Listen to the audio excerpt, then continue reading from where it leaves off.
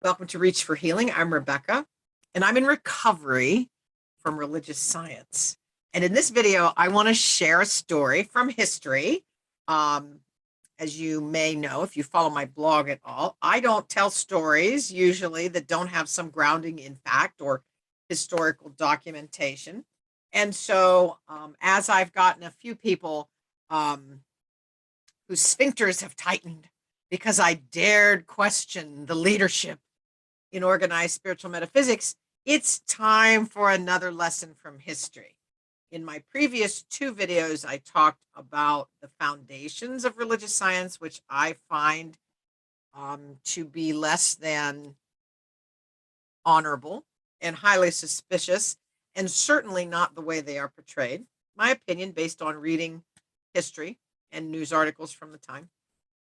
But today, what I want to talk about is a different history. I'm going to share the story of someone named Ignaz Semmelweis. Now, you have to understand that Ignaz Semmelweis is known today as the savior of mothers, but it didn't start out that way for him. He was a physician. He was a Hungarian physician, and he was practicing medicine in Vienna, Austria in the mid-1800s. And what you have to understand at that time is that Viennese physicians were the cool kids in medicine. They were the popular guys. They were the ones that had all the credentials. They were the ones with all the titles. They were the ones in that cool kids in group as it relates to medical professionals in the mid-1800s in Vienna. They were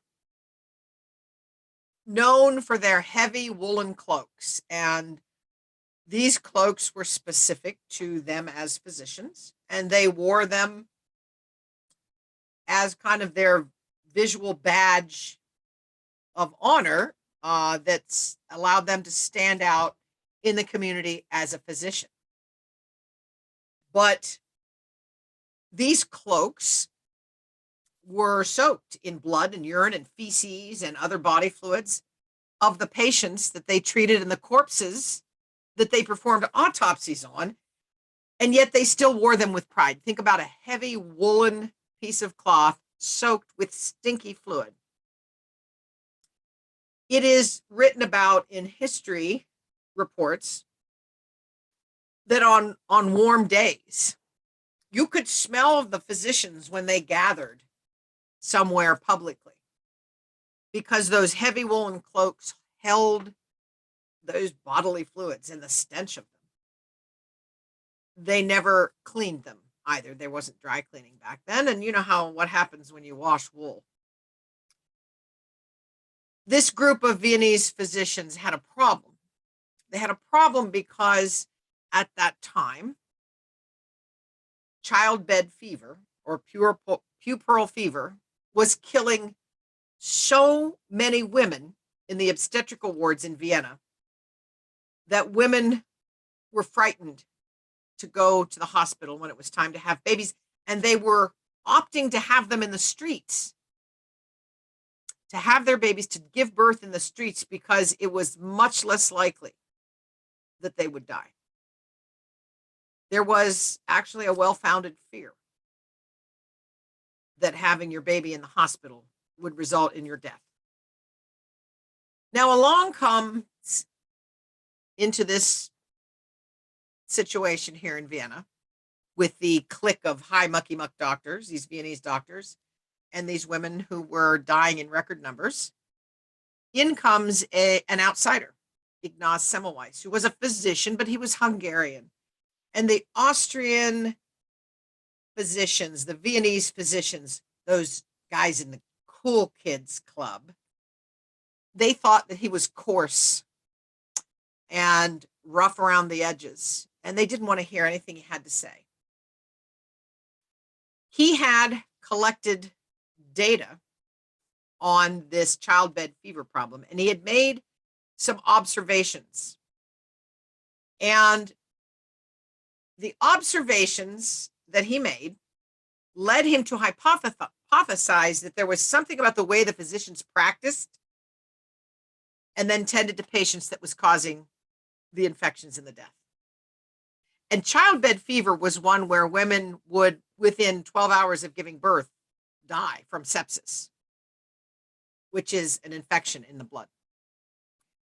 Semmelweis observed what was going on and collected data, and he realized that these doctors that wore these thick, heavy cloaks were performing autopsies and then going straight to the obstetrical ward to deliver babies and tending to patients. And if you've ever had a baby or been with someone who's had a baby, there's a lot of hands going into the birth canal when mothers have babies, and there's tearing of flesh, and it's not a neat and clean process giving birth.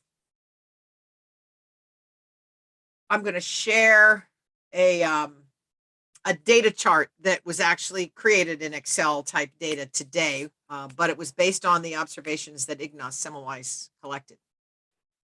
He also noticed that the mortality rate at a different hospital, where instead of the Viennese physicians in the Cool Kids Club practice, it was primarily poor people tended to by midwives. He noticed that where the midwives delivered babies and did not perform, midwives, of course, would not perform autopsies. They simply help women give birth. Significantly lower rate of childbed fever, like big time lower rate. And so he made these observations, and he suggested to the Cool Kids Club that if they rinsed their hands in a chlorinated lime solution after performing autopsies and before going on to touch patients, that it would have an impact and bring down the death rate of these mothers. He was scorned and ridiculed. His methods were looked down upon by the cool kids. His data and his observations were dismissed as being someone that was too coarse, too negative, not understanding what these Viennese doctors, they were experts. They were the credentialed experts in the elite circles. They had no interest in hearing from him. They had no interest in taking anything he had to say seriously. And I'll show you the data. I'll show you the data that was plotted later. They didn't have Excel back then, but I'll show you the data that he collected. And what you see here are death rates. And this is the percent of patients, 15, 0. And he's plotting these different things. And you see that it's pretty much around, there's a good percentage of patients that are dying. Once they implemented this required chlorine rinse between autopsies and patient care, this percent of childbed fever mortality dropped to less than 5%.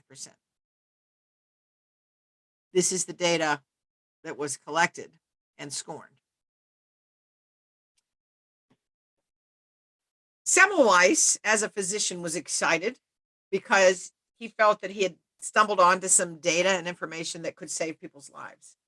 But he had made the credentialed elites very angry. And it would end up costing him his life. He was actually falsely accused of having a mental breakdown. And then we would say 302. Today, he was committed involuntarily to an insane asylum where he died from an infection. Years later, when they exhumed his body, it was discovered that he had been beaten to death in that insane asylum. And there is some speculation that that beating was done at the suggestion and the encouragement of those credentialed elites in those ranks of physicians, because they didn't like that he had the gall to call out their practices. So he paid for his willingness to speak up. He paid for his willingness to speak truth to power with his life. Decades later, Louis Pasteur and others would validate Semmelweis' hypothesis about germs. And today, infection prevention is built on the observations that Ignaz Semmelweis first made back in the middle 1800s. And Observations, I might remind you, that irritated the credentialed elite kids in the Cool Kids Club. It's always dangerous to buck the power structure, as Dr. Semmelweis found out. But at the end of the day, he was right. He is now known as the savior of mothers because the observations that he made now dictate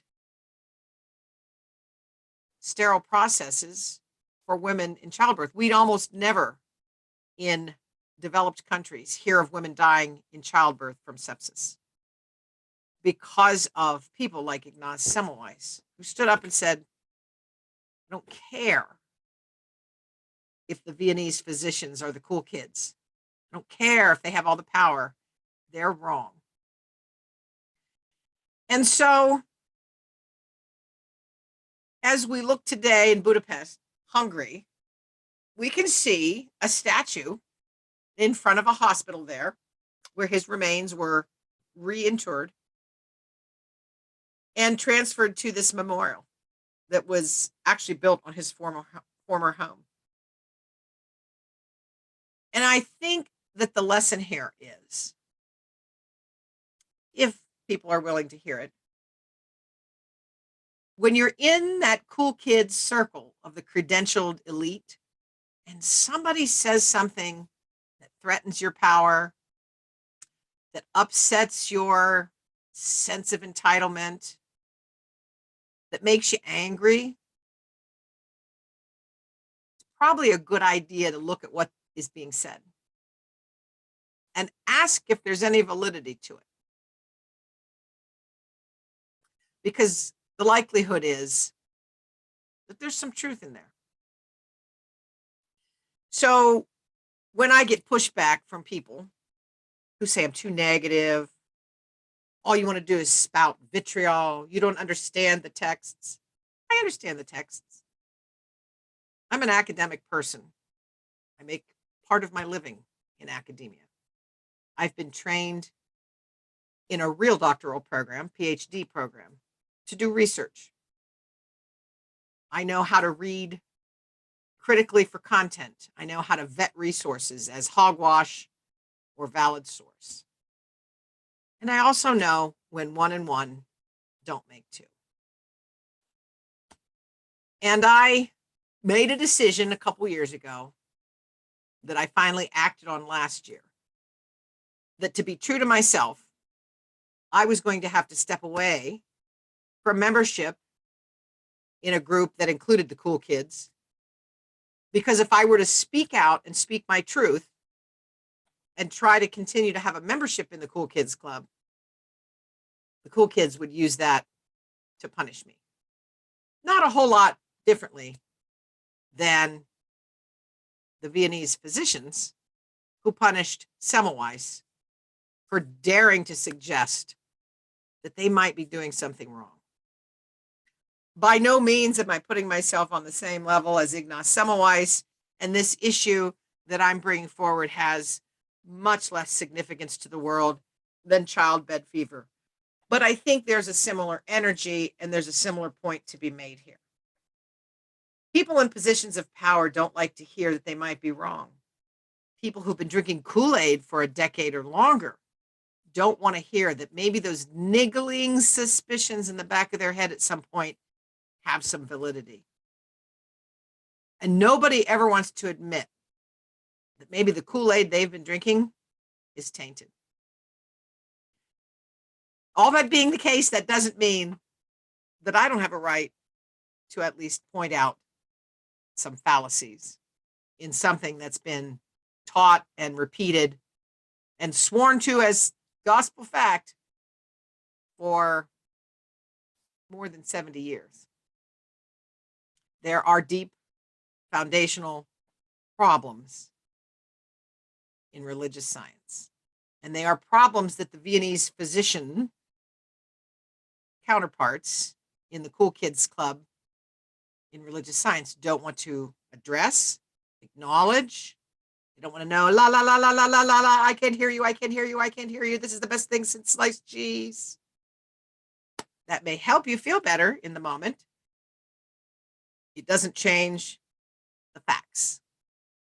The facts that Fenwick Holmes was a shyster. The fact that Fenwick Holmes was indicted on securities and mail fraud. The fact that Ernest Holmes probably didn't write those books.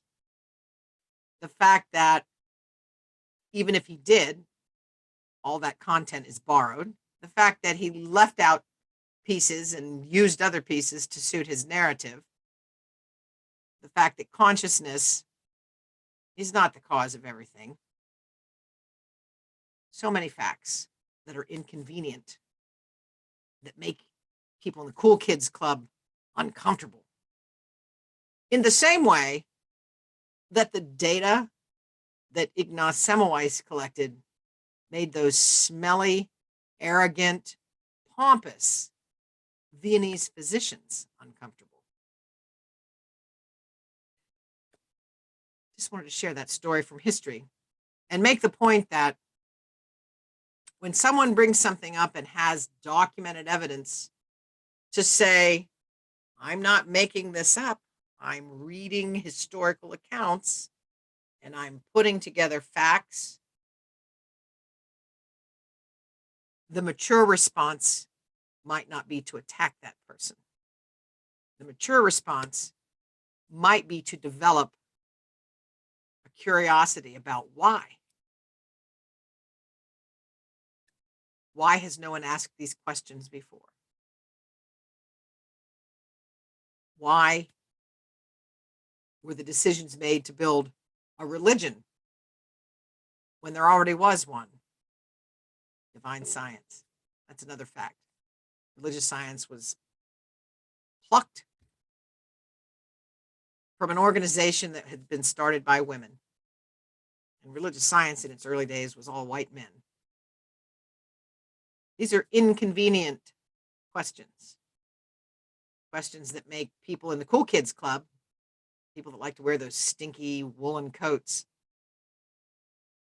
questions that make them uncomfortable. But